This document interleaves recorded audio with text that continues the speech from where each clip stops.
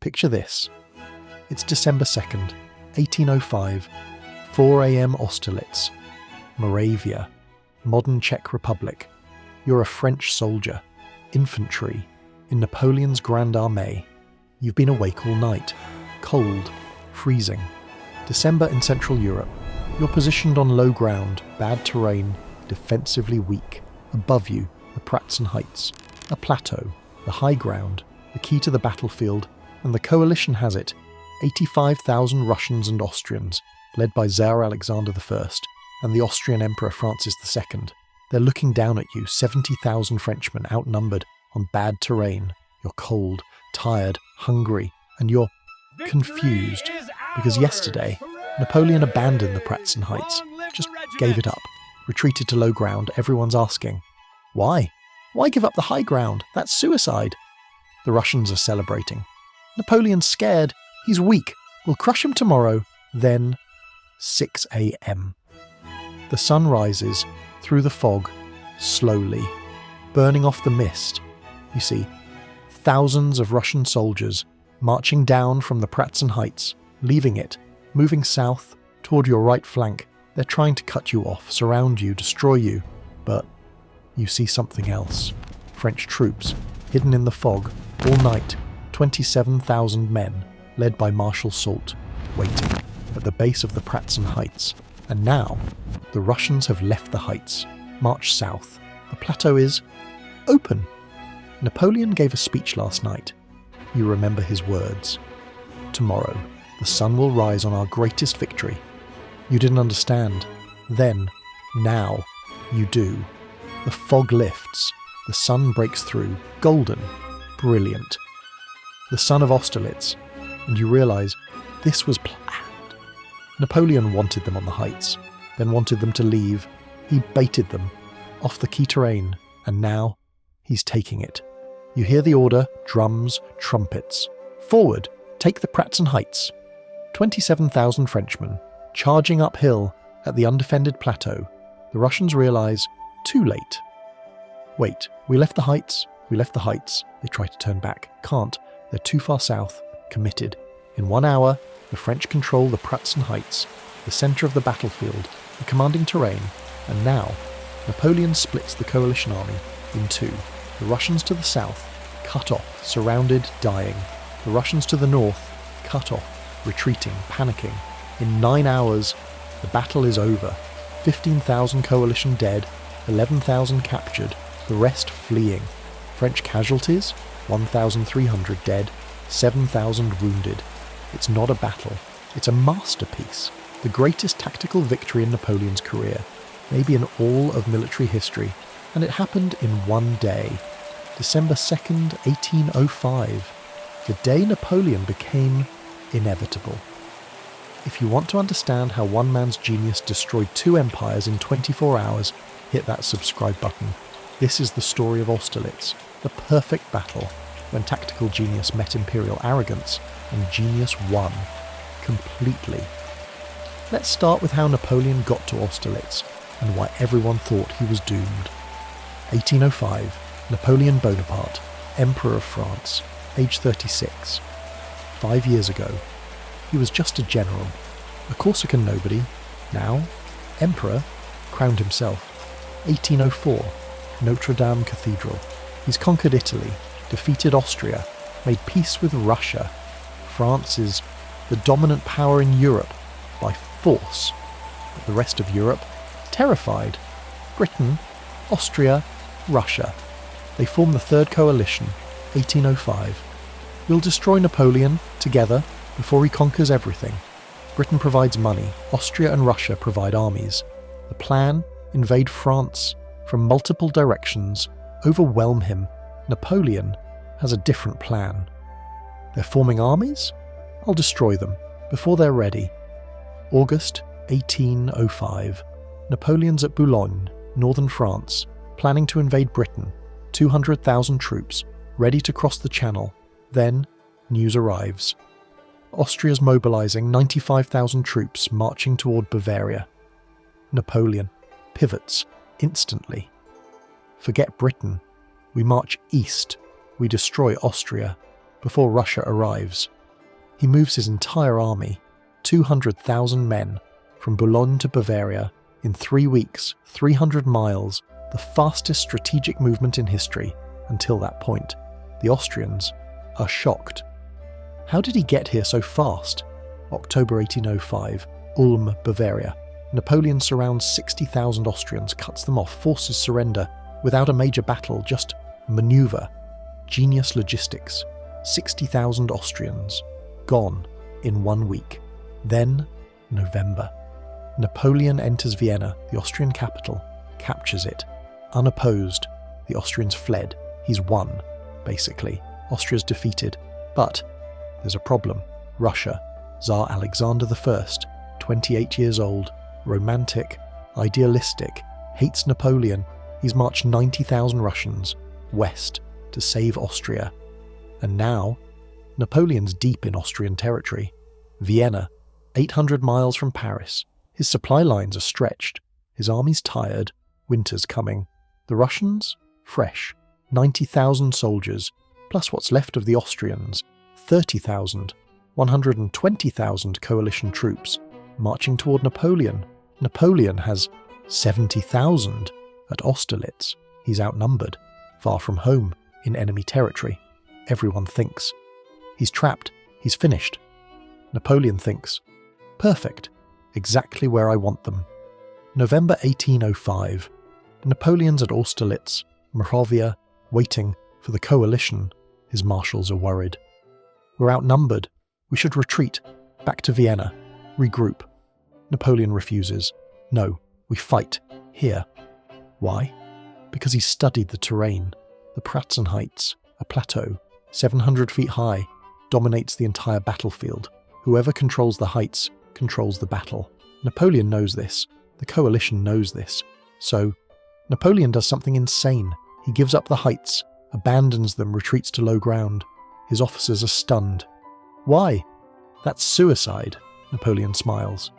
Trust me. He sends a message to Tsar Alexander. I want to negotiate. I'm weak, outnumbered. Let's talk peace. The Tsar laughs. Napoleon's scared. He knows he's beaten. The coalition occupies the Pratzen Heights, confidently. We have the high ground. We'll crush him tomorrow. Then, Napoleon sends more signals. Weakness. Fear. His troops build campfires, thousands, making the army look small. He withdraws cavalry, makes his flanks look weak, especially the right flank. South of the Pratzen Heights, the coalition sees this. His right flank is exposed. We'll attack there, cut him off, surround him. Tsar Alexander loves the plan. Yes, we'll swing around, trap him, annihilate him. The Austrian generals are cautious. Wait, this feels like a trap. Napoleon doesn't make mistakes. The Tsar overrules them. He's weak. We attack at dawn. December 1st, night. The coalition plans. They'll march down from the Pratzen Heights, south. Hit Napoleon's weak right flank. 40,000 men, overwhelming force. Cut off his retreat. Destroy him. It's a good plan. Textbook. Overwhelming the weak point. There's just one problem. Napoleon wants them to do this. December 1st, 11 p.m. French headquarters. Napoleon gathers his marshals, final briefing. Tomorrow, the coalition will abandon the Pratzen Heights to attack our right. When they do, Soult, you take the heights with 27,000 men. Davout, you hold the right. 10,000 men against 40,000. Hold them at all costs. Lannes, Murat, you hold the north against their reserves. Once Soult takes the heights, we split their army in half. Then we destroy them, piece by piece. The marshals are skeptical. This depends on them doing what you think. What if they don't? Napoleon shrugs. They will. I know Alexander. He's young, impulsive, arrogant. He'll take the bait. Midnight, December 2nd. The French army prepares, silently. 27,000 men, hidden in fog, at the base of the Pratzen Heights, waiting. 3 a.m. The coalition army starts moving, marching down from the heights, columns, endless. 40,000 men moving south to crush Napoleon's weak right flank. They're loud, confident, celebrating early. Tomorrow we end Napoleon! 4 a.m, the Pratzen Heights are almost empty, just a few thousand left. The trap is set. 5 a.m. Napoleon's at his command post, watching, waiting. His staff is nervous. What if Davout can't hold the right? 10,000 versus 40,000? Napoleon. He'll hold. 6 a.m. The sun rises through the fog slowly, golden, brilliant. The sun of Austerlitz. Napoleon's been waiting for this, literally. He timed it. The fog lifts just enough to see the Pratzen Heights, almost empty. The coalition march south. Napoleon turns to Marshal Soult. One word. Go. 6:30 a May, December 2nd. 27,000 French soldiers surge uphill toward the Pratzen Heights. Marshal Soult leading. Divisions under Generals Vandamme and Saint-Hilaire. They climb, fast, organised, disciplined. The few thousand Russians left on the heights panic. Where did they come from? The French were down there. They try to fight. Can't. Outnumbered 5-1. 7 a.m. The French take the Pratzen Heights. Complete control in 30 minutes. The coalition realises, wait, the heights? We left the heights. Tsar Alexander, shocked. How did this happen, his generals? You ordered us off the heights to attack his flank. We did, and now he controls the centre. The coalition army is split in two. 40,000 to the south, attacking Davout.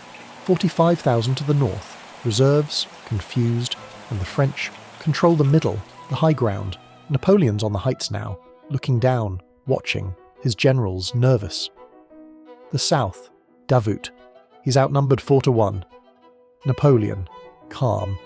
He'll hold. 7 a.m. southern battlefield, Davout's position, 10,000 Frenchmen against 40,000 coalition troops. Davout. Iron Marshal, one of Napoleon's best. His men are terrified. We're screwed, 4-1, Davout. We don't need to win, we need to hold until Soult splits them. The coalition attacks, 40,000 men, infantry, cavalry, artillery, waves, endless. Davout's 10,000, hold, barely.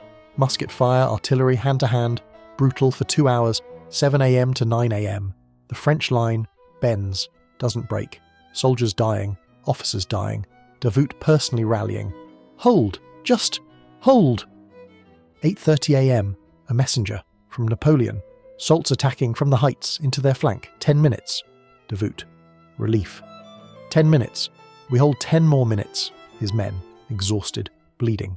10 minutes. We can do 10 minutes. 8:45 a.m. The coalition troops attacking Davout. Hear something. Behind them, drums, trumpets, screaming. They turn, French troops, pouring down from the Pratzen Heights into their rear. 27,000 men, led by Soult, charging from the high ground. The coalition panics. We're surrounded. They're not wrong. Davout in front, 10,000, holding. Soult behind, 27,000, attacking. The coalition's southern wing collapses, not retreating, collapsing. Men running, dropping weapons, fleeing toward the only escape. The frozen lakes, Sachin ponds south, thousands running onto ice, trying to escape. The French artillery on the heights opens fire, cannonballs hitting the ice. Crack, crack, crack.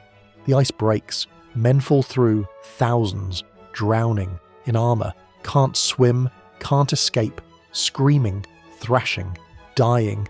The frozen lakes become graves. 2,000 men, dead, in minutes, drowned. 9:30 a.m. The southern wing, destroyed. 40,000 coalition troops, dead, captured, drowned, fled. Napoleon watches from the heights. Good. Now, the north. 8 a.m. Northern battlefield. Marshal Lannes. 15,000 men against the coalition reserves. 45,000. Lannes' job. Hold them. Keep them busy. Don't let them reinforce the south. The coalition attacks. General Bagration. Russian. Experienced. He's smart. Cautious. Attacking carefully. Lannes. Fights defensively. Not trying to win. Just survive. Delay. For 2 hours. 8 a.m. to 10 a.m. Back and forth. Neither side breaking. Then 10 a.m.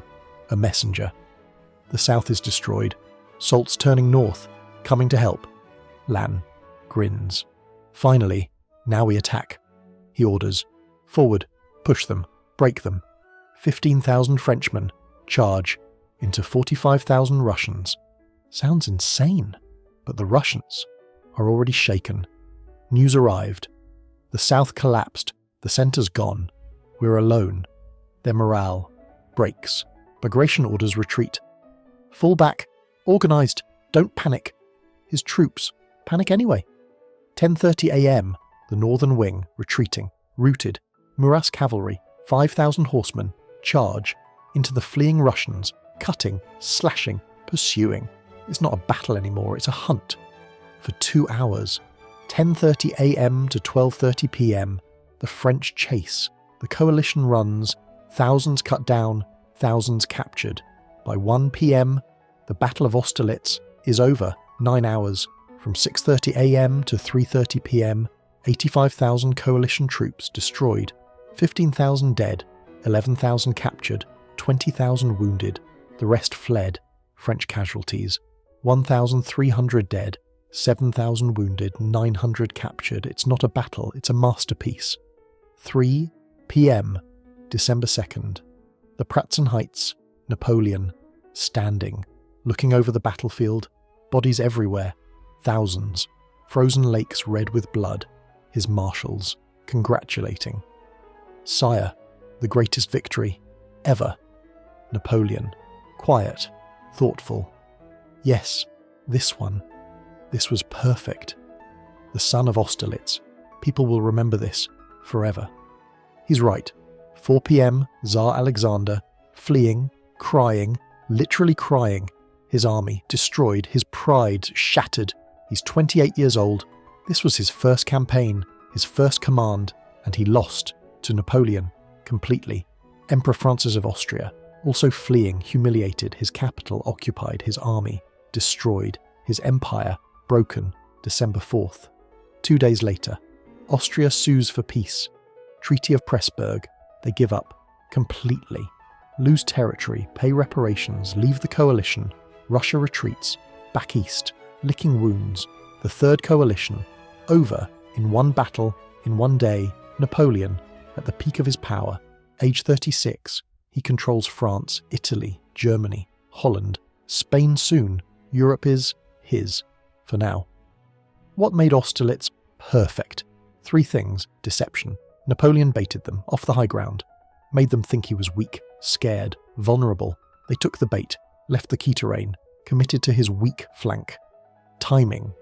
Napoleon waited for the fog, for the dawn, for the son of Austerlitz, literal and symbolic. When the fog lifted, his trap sprung, perfectly timed. Execution. His marshals, Soult Davertland, Murat, they executed perfectly. Davout held, Soult charged, Lannes delayed. Every piece, moving exactly as planned. That's not luck, that's genius. The aftermath. Napoleon at peak. 1806. He defeats Prussia, Jena Auerstedt. 1807. He defeats Russia, Friedland. By 1807, Napoleon controls continental Europe completely. Britain's alone, isolated, across the Channel. Napoleon seems unstoppable, inevitable, a force of nature. Austerlitz proved it. I can defeat anyone. Then, hubris. 1812. Russia, winter, disaster. 1813. Leipzig, defeat. 1814. Abdication, exile to Elba. 1815. Waterloo, final defeat. But in 1805, after Austerlitz, Napoleon was God. Military historians study Austerlitz obsessively. The perfect battle, the greatest tactical victory. What can we learn? Terrain, the Pratzen Heights. Whoever controlled it, controlled the battle. Napoleon understood, better than the coalition, psychology. Napoleon baited them, played on Alexander's youth, arrogance, made them want to attack. Where he wanted, that's not just tactics, that's manipulation, flexibility. Napoleon's plan required trusting his marshals. Davout had to hold, alone, 10,000 versus 40,000. If Davout breaks, the plan fails. Napoleon trusted. He'll hold. He did. Concentration. Napoleon concentrated force at the key point, the heights, 27,000 men at the decisive location, the decisive moment. The coalition spread out, attacking everywhere. Napoleon focused, one place, one time. That's genius. The son of Austerlitz became a symbol for Napoleon, for France, for military genius. When people say Napoleon's greatest victory, they mean Austerlitz, not Jena, not Friedland, not Marengo. Austerlitz, December 2nd, 1805. The day one man's genius destroyed two empires in 24 hours. Modern warfare doesn't have Austerlitz anymore. Technology changed everything. Planes, tanks, missiles. You can't bait an enemy off high ground. When satellites see everything, you can't hide 27,000 men in fog. When drones exist. But the principles still apply. Deception, timing, concentration, psychology. Those are eternal. Napoleon didn't win with better guns or more soldiers. He won with a better plan and perfect execution. That's timeless. If this story of tactical genius inspired you, hit that like button and subscribe. Let me know in the comments. Greatest general ever? Napoleon or someone else? December 2nd, 1805. Austerlitz, Moravia. 70,000 French, facing 85,000 coalition, outnumbered, on bad terrain, far from home. Everyone thought Napoleon was doomed. He smiled. Because they took the bait, left the high ground, committed to his weak flank. Exactly as planned, 6:30 a.m. The sun rose through the fog. The son of Austerlitz and 27,000 Frenchmen charged, uphill, taking the Pratzen Heights. In 30 minutes, they controlled the battlefield. In 9 hours, they destroyed two empires, 15,000 coalition dead, 11,000 captured, the rest fleeing.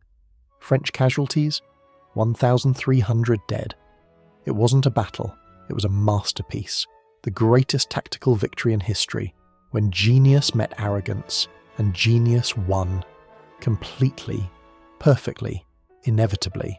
Napoleon Bonaparte, age 36, at the peak of his power, of his genius, the son of Austerlitz, shining on Europe's new master, the emperor who could not be beaten until he could. But that's another story.